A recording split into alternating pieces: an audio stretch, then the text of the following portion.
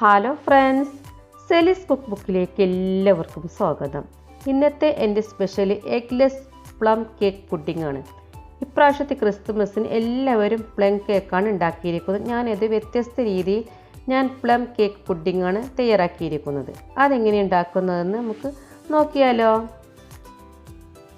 Cake ഉണ്ടാക്കാൻ എപ്പോഴും ആദ്യം കേക്ക് ടിന്നാണ് തയ്യാറാക്കേണ്ടത്. ഞാൻ 7 ഇഞ്ചിൻ്റെ കേക്ക് ടിക്കിനെ എടുത്തിട്ടുണ്ട്. അതിലേക്ക് കുറച്ച് ഓയിൽ സ്പ്രെഡ് ചെയ്ത് കൊടുത്തിട്ടുണ്ട്. അതിനുശേഷം ഇതിൽ ബട്ടർ പേപ്പർ വേണമെന്നുണ്ടെങ്കിൽ വെക്കാം. അതല്ലാന്നുണ്ടെങ്കിൽ കുറച്ച് മൈദപ്പൊടി എടുത്ത് ഇതിനടിയിൽ ഇട്ട് കൊടുത്തതിന് ശേഷം ഇതുപോലെ ചുറ്റിച്ചെടുക്കണം. ഇതിലേക്ക് ആവശ്യമായ സാധനങ്ങൾ: 1 കപ്പ് മൈദ, 1/4 കപ്പ് ഓയിൽ, 1/2 കപ്പ് മിൽക്ക്, പിന്നെ പട്ട, ജാതിക്ക, കറാമ്പൂ, ഏലക്കായ്, പിന്നെ 1 teaspoon baking powder, 1/4 teaspoon baking soda, 2 pinch ഉപ്പ്, പിന്നെ കിസ്മിസ് ആവശ്യത്തിന്, ഫ്രൂട്ടി, കാഷ്യൂസ് കട്ട് ചെയ്തത്, ഓറഞ്ച് ജ്യൂസ്, പിന്നെ 3 ടേബിൾ സ്പൂൺ ഷുഗർ പൊടിക്കാൻ വേണ്ടിയിട്ടാണ്, പിന്നെ വാനില എസൻസ്, പിന്നെ 4 ടേബിൾ സ്പൂൺ ഷുഗർ കാരമലൈസ് ചെയ്യാനും വേണ്ടി എടുത്തിട്ടുണ്ട്. ഇത്രയുമാണ് പ്ലം കേക്ക് ഉണ്ടാക്കാൻ ആവശ്യമായ സാധനങ്ങൾ. ഇനി നമുക്ക് ആദ്യം എഗ്ലെസ് കേക്കാണ് നമ്മൾ ഉണ്ടാക്കുന്നത്. ബട്ടർ മിൽക്ക് തയ്യാറാക്കണം. അതിലേക്ക് പാലിലേക്ക് 1 ടീസ്പൂൺ വിനെഗർ ഒഴിച്ചതിന് ശേഷം നല്ലപോലെ മിക്സ് ചെയ്ത് അതൊരു 10 മിനിറ്റ് മാറ്റി വെക്കാം.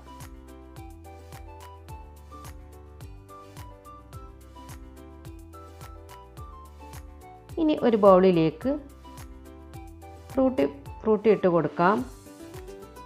ഇതിലേക്ക് ഓറഞ്ച് ജ്യൂസ് ഒഴിച്ചു കൊടുക്കാം. കിസ്മിസും കാഷ്യൂസും എല്ലാം ഇതിലേക്ക് ഇട്ട് കൊടുക്കാം. അതിനുശേഷം നല്ലപോലെ മിക്സ് ആക്കിയതിന് ശേഷം ഇത് 1 മണിക്കൂർ സോക്ക് ചെയ്യാൻ വേണ്ടി മാറ്റി വെക്കാം. ഇനി ഒരു മിക്സിയുടെ ചെറിയ ജാറിലേക്ക് നമ്മൾ പൊടിക്കാൻ പഞ്ചസാര 3 ടേബിൾ സ്പൂൺ പഞ്ചസാര ഇട്ട് കൊടുക്കാം.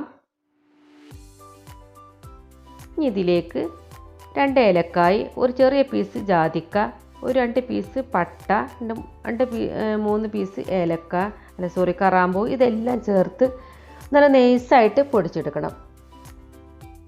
ഇനി നമുക്ക് ഈ കാരമലൈസ് ചെയ്യാൻ വേണ്ടി ഒരു ബൗളിലേക്ക് പഞ്ചസാര ഇട്ട് കൊടുക്കാം. അത് കാരമലൈസ് ആവുന്ന സമയം കൊണ്ട് നമുക്ക് ഡ്രൈ ഇൻഗ്രീഡിയൻസ് എല്ലാം അരിച്ചെടുക്കാം. ഒരു അരിപ്പയിലേക്ക് മൈദയും ബേക്കിംഗ് സോഡ, ബേക്കിംഗ് പൗഡർ, ഉപ്പ് ഇതെല്ലാം ചേർത്ത് നല്ല പോലെ ഒരു 3 പ്രാവശ്യമെങ്കിലും അരിച്ചെടുക്കണം.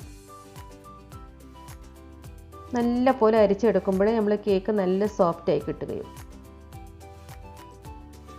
ഞാനതുപോലെ 3 പ്രാവശ്യം അരിച്ചെടുത്തിട്ടുണ്ട്.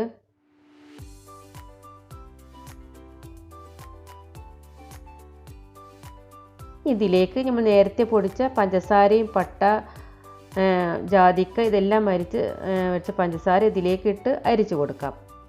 ഡയറക്റ്റായിട്ട് ഇട്ട് കൊടുക്കരുത്, അരിച്ച് വേണം ചേർത്ത് കൊടുക്കാൻ. അതിൻ്റെ കുരുകളും അതിൻ്റെ ഏലക്കായുടെ നാരുകളൊക്കെ ഒഴിവാക്കി ഇടാം. അതിനുശേഷം നല്ല പോലെ മിക്സ് ചെയ്യാം.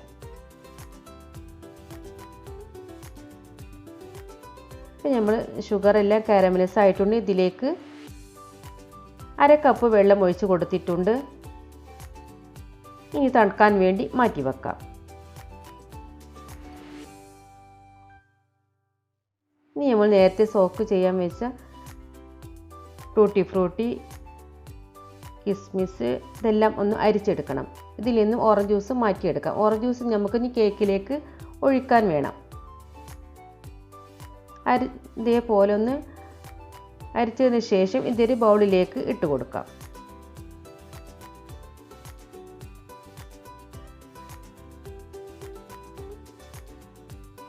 ഇതിലേക്ക് ഒരു 2 ടേബിൾ സ്പൂൺ മൈദപ്പൊടി ആഡ് ചെയ്ത് കൊടുക്കാം.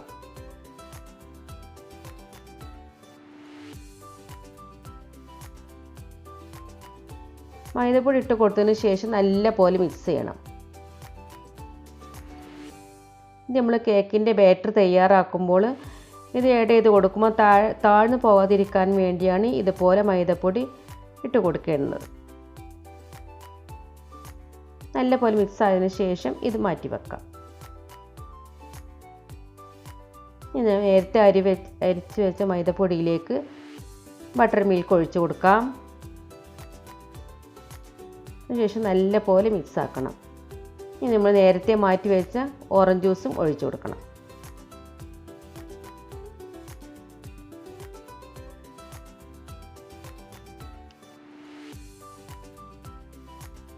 ഇനി ഇതിലേക്ക് നമ്മൾ ഷുഗർ കാരമലൈസ് ചെയ്തത് തണുത്തതിന് ശേഷം ഇതിലേക്ക് ഒഴിച്ചു കൊടുക്കണം.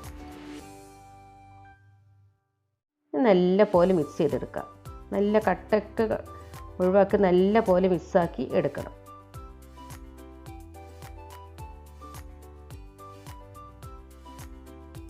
ഇതിലേക്ക് 1/4 കപ്പ് സൺഫ്ലവർ ഓയിൽ ഒഴിച്ചു കൊടുക്കാം.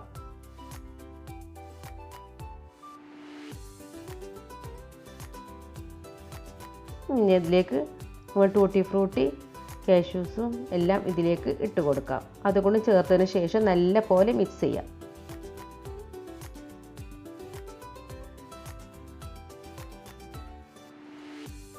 ഇതിലേക്ക് 1/4 ടീസ്പൂൺ വനില എസൻസും ഒഴിച്ചു കൊടുക്കാം.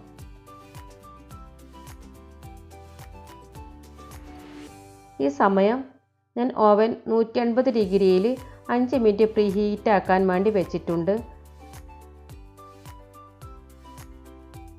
നമ്മളെ കേക്ക് ബാറ്റർ എല്ലാം റെഡിയായി. ഇത് കേക്ക് ടിന്നിലേക്ക് ഒഴിക്കാം.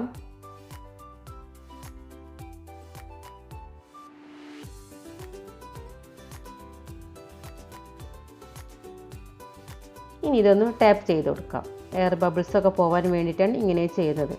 ഇനി നമുക്ക് ഹീറ്റായ ഓവനിലേക്ക് വെച്ച് കൊടുക്കാം. ഇനി ഇതിലേക്കുള്ള ക്രീം തയ്യാറാക്കാം. ഞാൻ ഇതിൽ കാസ്റ്റർഡ് ക്രീം നേരത്തെ തന്നെ തയ്യാറാക്കി വെച്ചിട്ടുണ്ട്.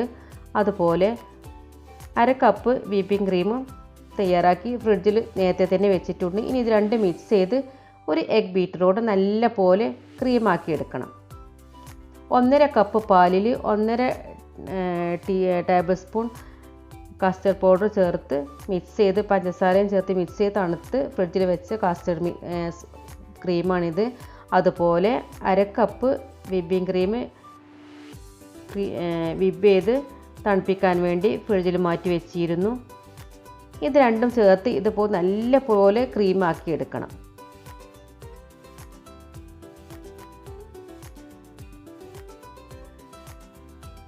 നല്ല പോലെ ക്രീമാക്കി എടുത്തിട്ടുണ്ട്. ഇത്രയും മതിയാവും. ഇപ്പം നമ്മളെ കേക്ക് 30 മിനിറ്റ് കഴിഞ്ഞു. ഇനി നമുക്ക് കേക്ക് വെന്തിട്ടുണ്ടോ എന്ന് നോക്കാം.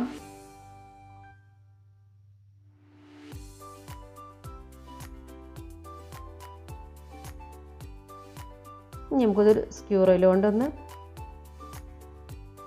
കുത്തി നോക്കാം വെന്തിട്ടുണ്ടോ എന്ന്.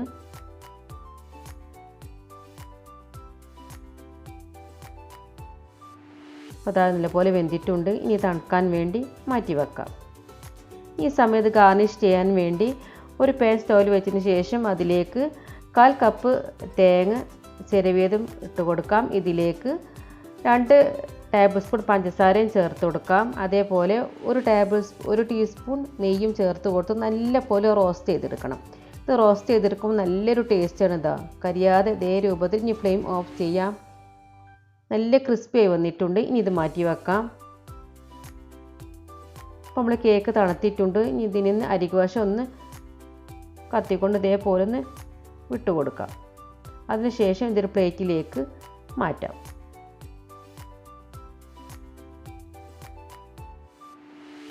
നമ്മളെ കേക്ക് കരിച്ചിട്ട് നല്ല സോഫ്റ്റ് ആയിട്ടുണ്ട്. ഇനി നമുക്കിതൊരു പുഡിംഗ് ട്രേ തയ്യാറാക്കണം. ഒരു നെയ്യോ ബട്ടറോ ചേർത്ത് ഒന്ന് ഇതേപോലെ ഒന്ന് ബ്രഷ് കൊണ്ടൊന്ന് സ്പ്രെഡ് ചെയ്ത് കൊടുക്കണം. ഇനി നമുക്ക് കേക്ക് കട്ട് ചെയ്യാം. പുഡിംഗ് ട്രേക്കിലേക്ക് വെക്കാൻ വേണ്ടിയിട്ട് നല്ല സോഫ്റ്റ് കേക്കായിട്ടുണ്ട്. ഇതിങ്ങനെ തന്നെ കഴിക്കാൻ നല്ല ടേസ്റ്റാണ്. പക്ഷെ ഇനി പുഡിംഗ് ആക്കുമ്പോൾ അതിലേറെ ടേസ്റ്റ് ആയിരിക്കും. ഇതുപോലെ എല്ലാതും കട്ട് ചെയ്തെടുക്കാം.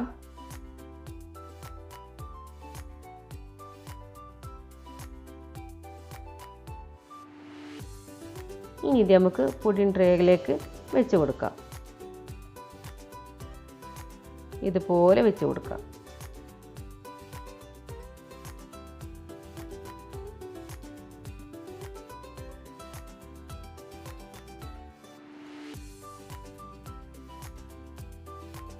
ഏത് രീതിയിലും വെച്ച് കൊടുക്കാം. പക്ഷേ ഈ രീതിയിലാകുമ്പോൾ ഉള്ളിൽ ക്രീമൊക്കെ നല്ലപോലെ ആഴ്ന്നു പോകും. ഇതിലേക്ക് തന്നെ കോക്കനട്ട് മിൽക്കാണ് ഇതിന് മുകളിൽ ഒഴിച്ച് കൊടുക്കുന്നത്. തിക്ക് കോക്കനട്ട് മിൽക്ക് എടുത്തിട്ട് അതിലേക്ക് പഞ്ചസാര ആഡ് ചെയ്ത് കൊടുത്തിട്ടുണ്ട്. നല്ലൊരു ടേസ്റ്റ് ഉണ്ട് കോക്കനട്ട് മിൽക്ക് ഇതിലേക്ക് ചേർക്കുമ്പോൾ. ഇതിന് മുകളിലാണ് നമ്മൾ നേരത്തെ തയ്യാറാക്കിയ ക്രീം ഒഴിച്ച് കൊടുക്കേണ്ടത്. ഇനി ബാക്കിയുള്ള ക്രീം മുഴുവൻ ഇതിന് മുകളിലേക്ക് ഒഴിച്ച് കൊടുക്കണം.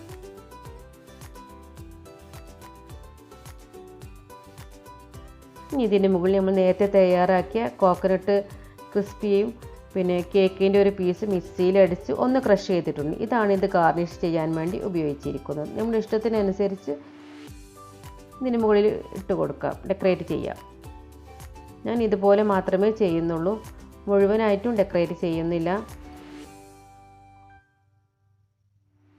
അങ്ങനെ നമ്മൾ എഗ്ലെസ് പ്ലം കേക്ക് പുഡിംഗ് തയ്യാറായി. ഇനി നമുക്കിത് ഒരു 2 മണിക്കൂർ ഫ്രിഡ്ജിൽ വെക്കണം. ഒരു ഫിലിം ടേപ്പ് കൊണ്ട് ഇത് കവർ ചെയ്തതിന് ശേഷം ഇത് നമ്മൾ ഫ്രിഡ്ജിലേക്ക് മാറ്റുന്നുണ്ട്. 2 മണിക്കൂർ കഴിഞ്ഞതിന് ശേഷം ഇത് നമ്മൾ പുറത്തെടുത്തിട്ടുണ്ട്. നമ്മുടെ പുഡിംഗ് എല്ലാം നല്ല പോലെ സെറ്റായിട്ടുണ്ട്. ഇനി കട്ട് ചെയ്ത് നോക്കാം.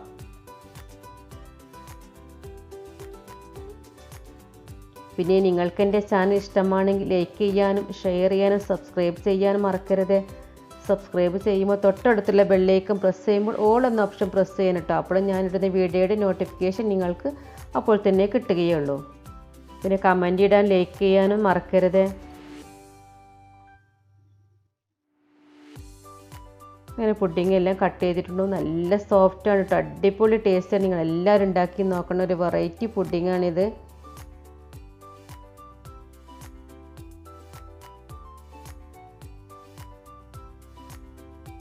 ഇതുപോലെ ഈസി റെസിപ്പിയുമായി ഞാൻ വീണ്ടും വരാം.